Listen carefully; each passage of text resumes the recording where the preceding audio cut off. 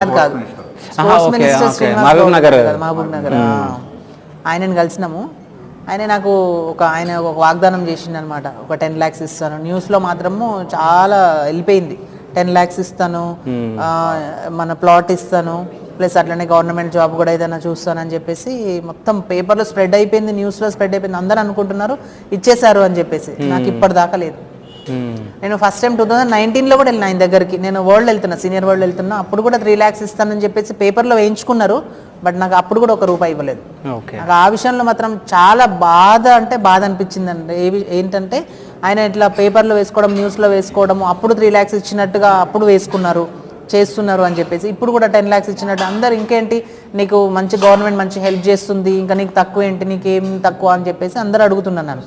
అందరు క్వశ్చన్ చేస్తున్నారు, 10 lakhs వచ్చినాయి, ప్లాట్ వచ్చినాయని అనుకుంటారు. ఇప్పుడు న్యూస్లో వచ్చిందంటే ఆల్మోస్ట్ నిప్పులేంది పొగ రాదు కదా.